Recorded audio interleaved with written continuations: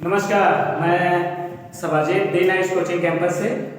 तो आप सभी स्टूडेंट्स का स्वागत है डे नाइट कोचिंग कैंपस में।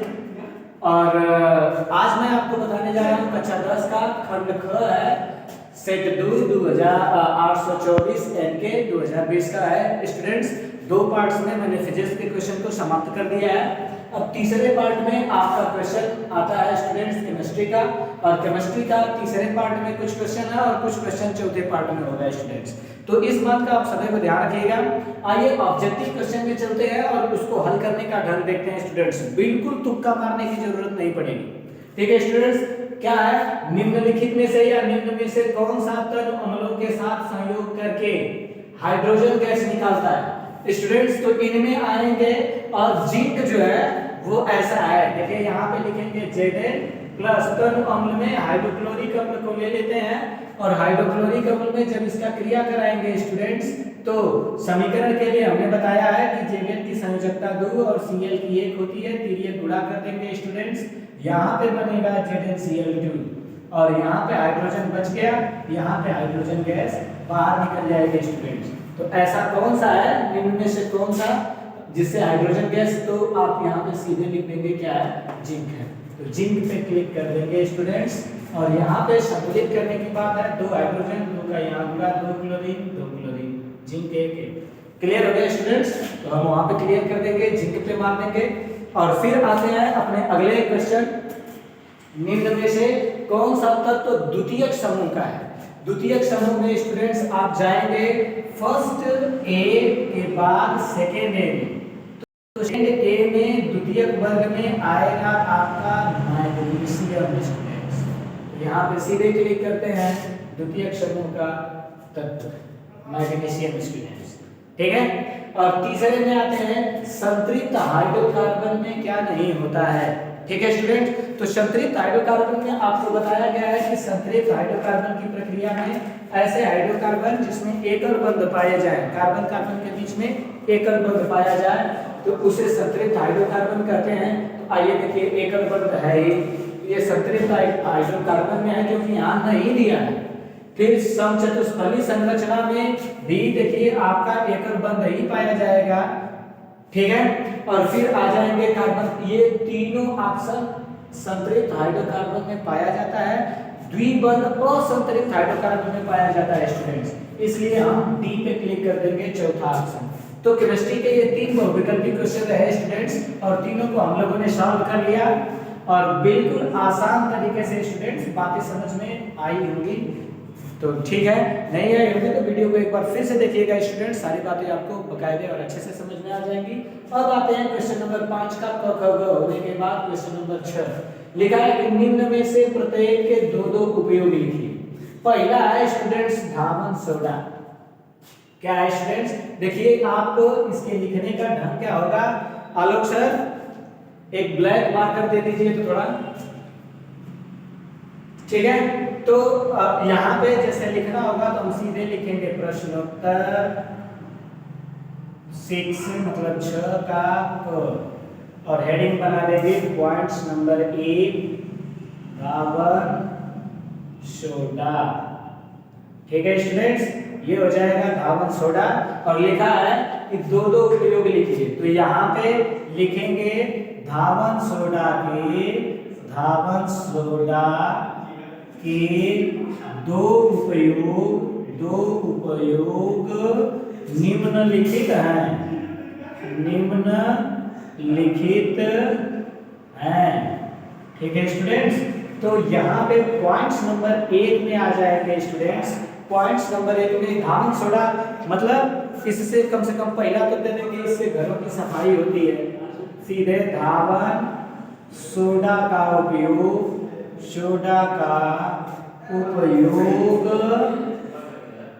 घरों की सफाई में किया जाता है। आलोक सर, ब्लैक मार्कर किया जाता है, ठीक है। और दूसरा उपयोग हम क्या करेंगे स्टूडेंट्स? दूसरा उपयोग कांच साबुन, कांच साबुन, कांच साबुन एवं कागज उद्योग में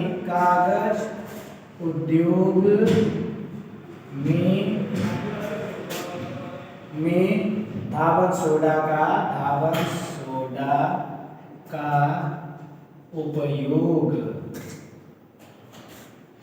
उपयोग किया जाता है। दो प्रयोग हो गए स्टूडेंट्स, दो। और ये क्वेश्चन दो नंबर के हैं स्टूडेंट्स, तो आप जान जाइए कि इतने पे एक नंबर आपको आसानी से मिल जाएगा। अब दूसरा लिखेंगे इसी का, अब दूसरा तो यहाँ पे स्टूडेंट्स बल्कि ए बना लीजिएगा और इसको बी। अब यहाँ रोमन वाला 2 बनाएंगे और यहाँ पे लिखेंगे क्या, विरंजक चूर्ण।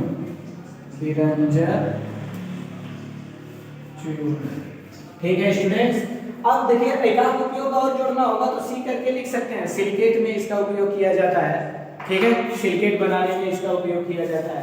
अब सेम उसी तरह से लिखेंगे स्टूडेंट्स कि विरंजक चूर्ण का उपयोग निम्नलिखित है। अब यहाँ पे आ जाएंगे स्टूडेंट्स, पॉइंट्स नंबर 1 में विरंजक चूर्ण के उपयोग में आते हैं स्टूडेंट्स। और विरंजक चूर्ण के उपयोग में पहला बात क्लोरोफॉर्म बनाने में करते हैं स्टूडेंट्स। किसमें बनाने में करते हैं, क्लोरोफॉर्म बनाने में विरंजक चूर्ण का उपयोग किया जाता है। ठीक है स्टूडेंट्स। और दूसरे में लिख देंगे स्टूडेंट्स इसका न सिकुड़ने वाले, यानी विरंजक चूर्ण का उपयोग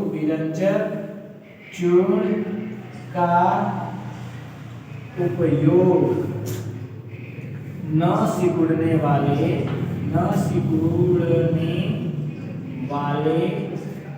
ऊन बनाने में किया जाता है स्टूडेंट्स, ठीक है स्टूडेंट्स। न सिकुड़ने वाले ऊन बनाने में किया जाता है। और रासायनिक उद्योग में आक्षिकारक रूप में भी इसका उपयोग किया जाता है। रासायनिक उद्योगों में आक्षिकारक के रूप में भी इसका उपयोग किया जाता है। ठीक है स्टूडेंट्स, तो ध्यान रखें, ये रहा आपका क्वेश्चन नंबर 6। 2 नंबर का क्वेश्चन किस तरह से आप लिखेंगे स्टूडेंट्स, 1 नंबर इस पे और 1 नंबर इस पे, कहीं से भी आपके नंबर को काटने का कोई चांस है ही नहीं स्टूडेंट्स। आते हैं अगले वाले, और अगले क्वेश्चन में स्टूडेंट्स इसको मिटाते हैं और मिटाने के बाद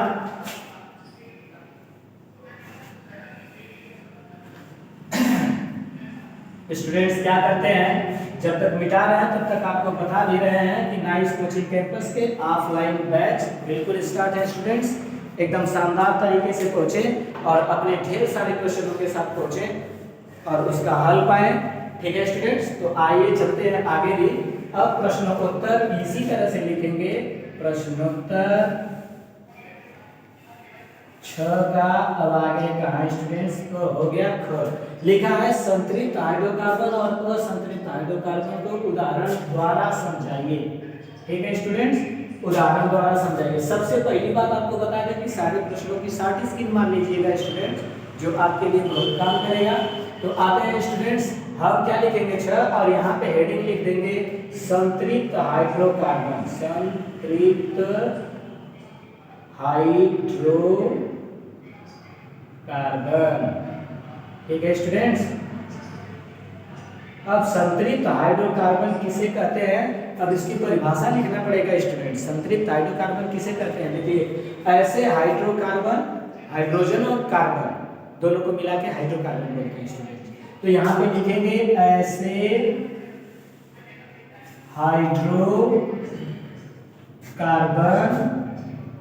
हाइड्रोकार्बन जिनमें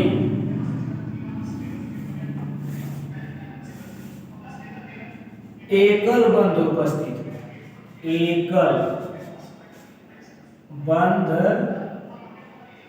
उपस्थित हो, संतृप्त हाइड्रोकार्बन कहलाते हैं।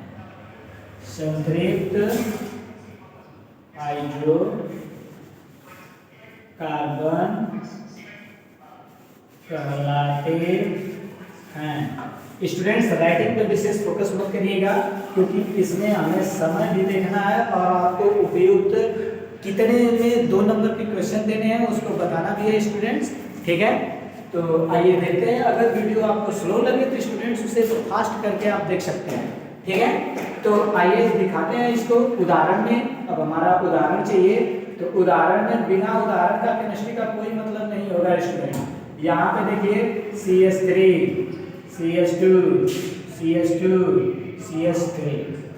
ठीक है स्टूडेंट्स, नाम भी लिखना होगा तो 1 2 3 4 ब्यूट में अनुलग्न एक जोड़ देंगे सिंगल बॉन्ड के लिए, यहाँ पे नाम ब्यूटेन से लिख सकते हैं, अर्थात ये क्या हो गया संतृप्त हाइड्रोकार्बन। या दूसरा उदाहरण छोटा ही दे देते हैं CH3 में इसका नाम हो जाएगा एथेन। ठीक है स्टूडेंट्स, ये हो गया संतृप्त हाइड्रोकार्बन। आइए फिर बताते हैं आपको शॉर्ट स्कीम मान लीजिए स्टूडेंट्स, क्योंकि इसके नीचे लिखना पड़ेगा असंतृप्त हाइड्रोकार्बन, क्योंकि इसका उदाहरण भी पूछा है। तो संतृप्त हाइड्रोकार्बन और इसका उदाहरण, अब असंतृप्त हाइड्रोकार्बन और उसका उदाहरण देते हैं स्टूडेंट्स। ठीक है, तो अब इसको मिटाते हैं। देखिए इसमें करना क्या होगा, यहीं पे सीधे अ जोड़ देते हैं। ठीक है स्टूडेंट्स, असंतृप्त ऐसे हाइड्रोकार्बन जिसमें एकल, ठीक है, एकल बंध के साथ द्वि, ठीक है पूरे बंध भी लिख देते हैं, साथ द्वि अथवा त्रिबंध उपस्थित, द्विबंध अथवा त्रिबंध उपस्थित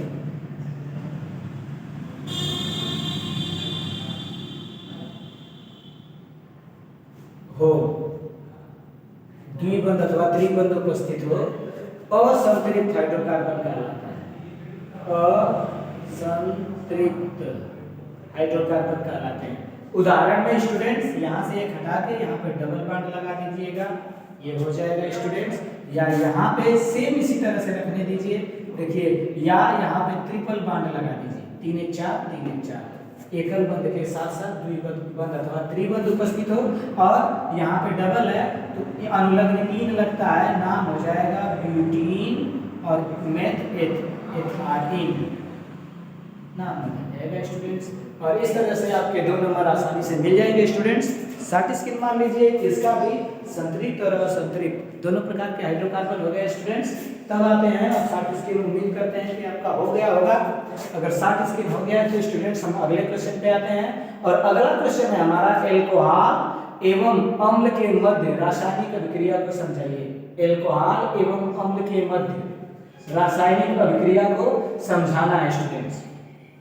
तो आते हैं, उतर गया होगा आपका शॉर्ट स्कीम। तो प्रश्नोत्तर को हम इसी तरह से हम यहाँ पे कर देते हैं ग। ठीक है स्टूडेंट्स, तो ग आ जाएगा एल्कोहल और इसकी रासायनिक अभिक्रिया क्या कहलाती है पहली बात। तो देखिए स्टूडेंट्स क्या कहलाती है, हम दोनों बातें एक ही साथ देते रहे हैं तो लिखना पड़ेगा।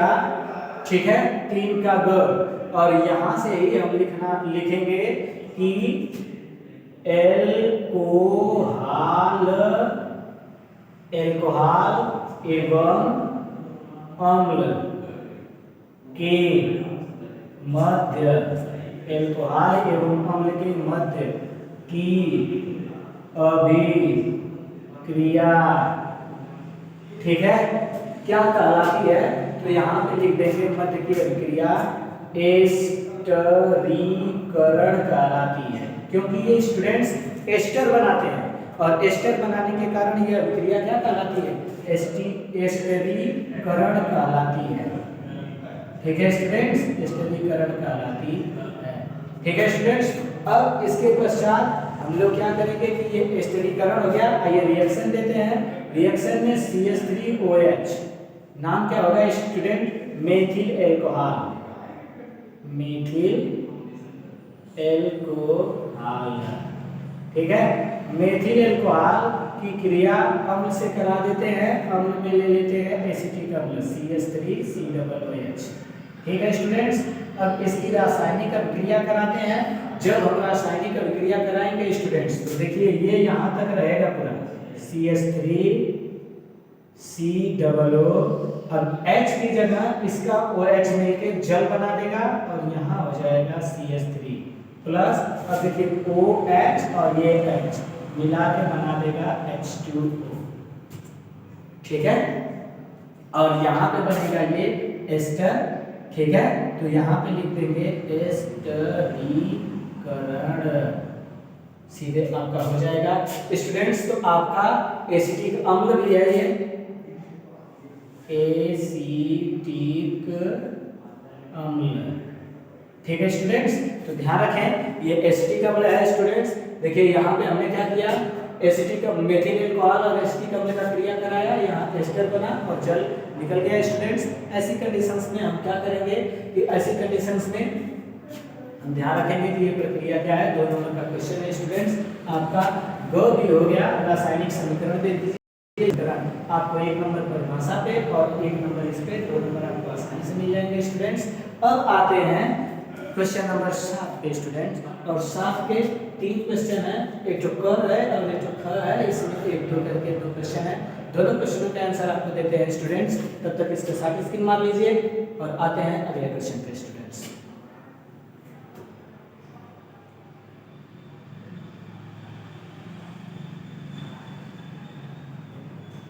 ठीक है स्टूडेंट्स, हो गया होगा। आगे चलते हैं, अगले क्वेश्चन पे आते हैं। 7 का क, 7 का क, तो यहाँ पे बना देंगे स्टूडेंट्स 7 और यहाँ पे बना देंगे क। फर्स्ट है और लिखा भी है एथिल एल्कोहल से सोडियम की क्रिया कराइए, केवल समीकरण देना है स्टूडेंट। तो यहाँ पे CH ethyl alcohol, ethyl meth C2H5OH, C2H5OH ये है स्टूडेंट्स, क्या है इसका नाम, एथिल एल्कोहल। और क्रिया करानी किससे है, सोडियम से स्टूडेंट्स।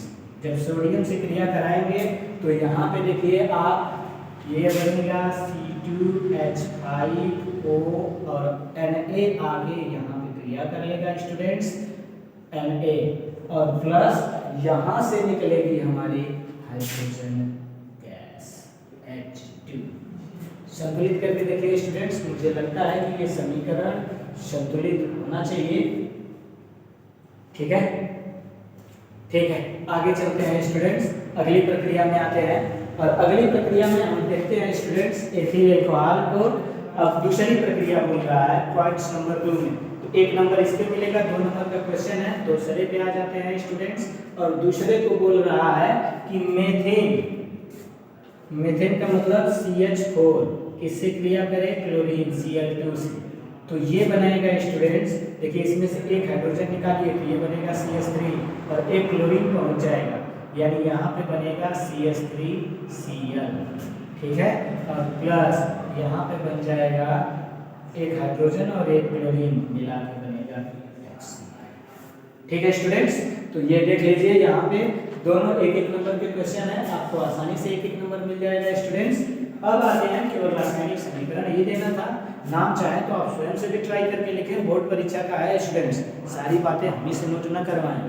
ठीक है, और न दिया है तो कमेंट बॉक्स में जरूर लिखें कृपया सर, उत्तर भी लिखते रहिए, इसका नाम भी लिखते रहिए। ठीक है स्टूडेंट्स, तो इसको शॉर्ट स्क्रीन मारिए और आते हैं अगले क्वेश्चन पे।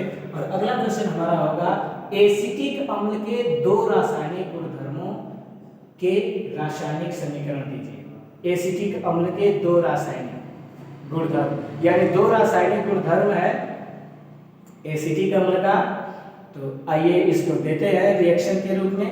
ठीक है, स्टैटिस्टिक हो गई होगी स्टूडेंट्स। आते हैं अगला क्वेश्चन और यहाँ पे बनाते हैं क्वेश्चन नंबर, ठीक है स्टूडेंट्स, आते हैं और यहाँ पे बनाते हैं क्वेश्चन नंबर एसिटिक अम्ल का सूत्र 7 का ख।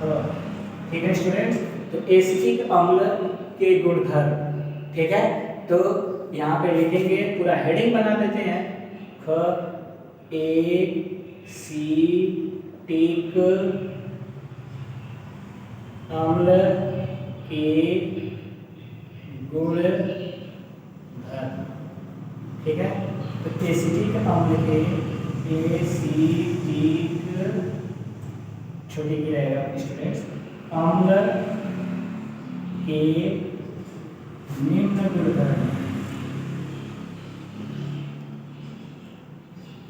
निम्न गुणधर्म है।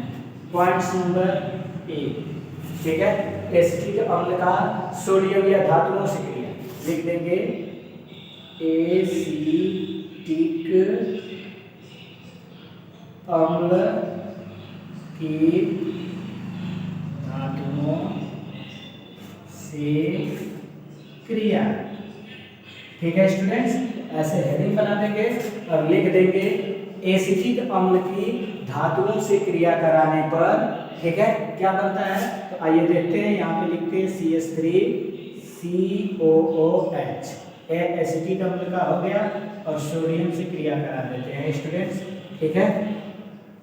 तो यहाँ से देखिए H यहाँ पे है, ये बनेगा CH3COONA, सोडियम एसिटेट इसका नाम होगा स्टूडेंट्स।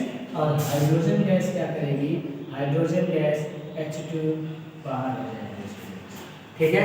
और संतुलित करने के लिए यहाँ पे देखिए, यहाँ पे 2 का गुणा कर देते हैं स्टूडेंट्स, और यहाँ पे भी 2 का गुणा कर देंगे। अब यहाँ पे करेंगे, सोडियम 2 हो जाएगा, यहाँ पे भी 2 का गुणा कर देंगे, यहाँ पे हाइड्रोजन देखिए 2 हो रहा है, यहाँ पे संतुलित हो जाएगा। अगर पिछला कोई समीकरण छूटा हो स्टूडेंट तो उसे संतुलित अपने हिसाब से जरूर कर लीजिएगा, क्योंकि सारी प्रोसेस और विधियाँ आपको बताई जा चुकी हैं। तो ये पहला उपयोग है स्टूडेंट्स। इसमें आपको लिखना पड़ेगा क्या, सोडियम एसिटेट, सोडियम, और ये सारी बातें एसिटेट धातुओं से क्रिया करके, धातुओं से क्रिया करके, ठीक है, सोडियम धातु एसिटेट बनाता है, धातु एसिटेट बनाता है तथा हाइड्रोजन गैस मुक्त करता है, हाइड्रोजन गैस मुक्त करता है, ठीक है स्टूडेंट्स, हाइड्रोजन गैस मुक्त, ठीक है स्टूडेंट्स। इसका आप ध्यान रखिएगा कि अब यहाँ से लिख के इसको लिख देंगे, 1 नंबर इसमें मिल जाएगा स्टूडेंट्स। और दूसरा उपयोग पॉइंट नंबर 2 में करते हैं, दूसरा उपयोग, ठीक है। एसिटिक अम्ल की धातुओं से क्रिया है, क्षारों से क्रिया, क्षारों से क्रिया, ठीक है। सेम उसी तरह से फिर लिखना पड़ेगा कि एसिटिक अम्ल, एसिटिक अम्ल, एसिटिक अम्ल क्षारों से क्रिया करके, ठीक है, क्षारों से क्रिया करके स्टूडेंट्स, क्षारों से क्रिया करके क्या बनाएगा, देखिए यहाँ पे NaOH कर देंगे, फिर क्या बनाएगा, धातु एसिटेट ही बनाएगा, धातु, या सीधे लिख दे करके, हाँ ठीक, धातु एसिटेट बनाता है तथा जल मुक्त करता है या अवक्षेप छोड़ता है, ठीक है स्टूडेंट्स। अब देखिए CH3COOH COOH एसिटिक अम्ल हो गया, बनाया NaOH से क्रिया किया स्टूडेंट्स। तो ये सोडियम आके यहाँ पे जुड़ेगा, CH3COONA प्लस, ठीक है। समीकरण संतुलित भी होगा स्टूडेंट्स। नाम आप स्वयं लिख लें, और नाम जो नहीं लिखते हैं कमेंट बॉक्स में हमें जरूर बताएं, ठीक है स्टूडेंट्स। तो ये 2 नंबर के क्वेश्चन रहा, इस तरह से आपको लिखेंगे तो 2 नंबर में 2 नंबर मिल जाएंगे स्टूडेंट्स। मैं बकायदे सारी विधियों को बता रहा हूँ कि कैसे हाईएस्ट मार्क हम लाएंगे, तो इसे शॉर्ट स्क्रीन मार लीजिए पूरे मैटर को।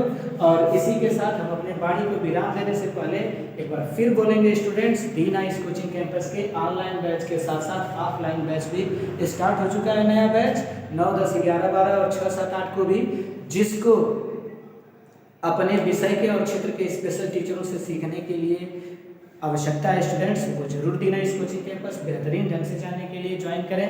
तब तक मैं अपनी वाणी को विराम देता हूँ स्टूडेंट्स। धन्यवाद। Best of luck students.